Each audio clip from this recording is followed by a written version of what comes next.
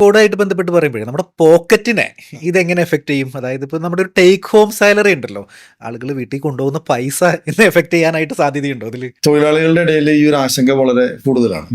കാരണം നേരത്തെ basic plus D A എന്ന് പറയുന്നത് ഏകദേശം ഒരു 30% നമ്മൾ കണക്കാക്കിയിരുന്നത്. ഈ ബേസിക് പ്ലസ് ഡി എ ആണ് പി എഫ് കാൽക്കുലേറ്റ് ചെയ്തിരുന്നത്.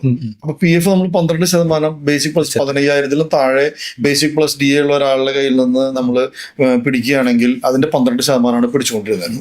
ഇപ്പോ പുതിയ ലേബർ കോഡ് പ്രകാരം മിനിമം വേജസ് അല്ലെങ്കിൽ വേജസ് എന്ന് പറയുന്നത് ഏറ്റവും ചുരുങ്ങിയത് ടോട്ടൽ സാലറിയുടെ 50% ആവണം. അപ്പൊ അങ്ങനെ വരികയാണെങ്കിൽ ഇപ്പൊ for example basic plus D A 10,000 രൂപ ഉണ്ടായിരുന്ന ഒരാളാണെന്ന് കരുത്. അയാളുടെ ബേസിക് പ്ലസ് ഡി എ ഉയർത്തി 12,000 ആയാൽ അതിന്റെ 2,000 രൂപയുടെ എക്സ്ട്രാ 12% കൂടി പിടിച്ച് അടയ്ക്കേണ്ട ഒരു ബാധ്യത തൊഴിലുടമയ്ക്ക് വരും.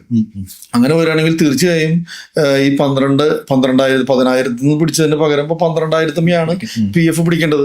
അപ്പോ ഈ പി എഫ് പിടിച്ച പി എഫ് എന്തായാലും ടോട്ടൽ ടേക്ക് ഹോമിൽ നിന്ന് കുറച്ചിട്ടാണ് നമുക്ക് എംപ്ലോയിക്ക് സാലറി കിട്ടുള്ളൂ.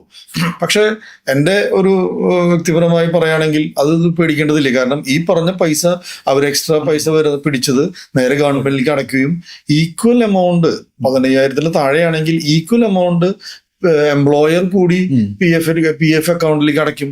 അതിന്റെ ഇൻട്രസ്റ്റും അതിന്റെ കൂട്ടുപലിശയ്ക്കായിട്ട് ഇയാൾ റിട്ടയർ ചെയ്യുന്ന സമയത്ത് അയാൾക്കൊരു പി എഫ് വലിയൊരു തുക കിട്ടാൻ സാധ്യതയുണ്ട്. അപ്പൊ ഇപ്പൊ കുറച്ച് പൈസ കയ്യിൽ കിട്ടുന്നത് കുറഞ്ഞാലും ഏറ്റവും പ്രധാനമായിട്ട് നമ്മൾ വേജ് കോഡ് ഇംപ്ലിമെന്റ് ചെയ്യുമ്പോൾ നമുക്ക് പൈസ ഇത്തിരി കുറഞ്ഞാലും നമ്മുടെ വലിയ സമ്പാദ്യത്തിലേക്കായിരിക്കും നമ്മളുടെ ഈ ഒരു നിയമം വഴി നമുക്ക് ഉണ്ടാവുന്ന ബെനിഫിറ്റ് എന്ന് പറയുന്നത്. അതുകൊണ്ട് ടേക്ക് ഹോം കുറഞ്ഞാലും കുഴപ്പമില്ല, നമ്മുടെ സമ്പാദ്യം കൂടാനായിട്ടുള്ള ഒരു സാധ്യതയുണ്ട്.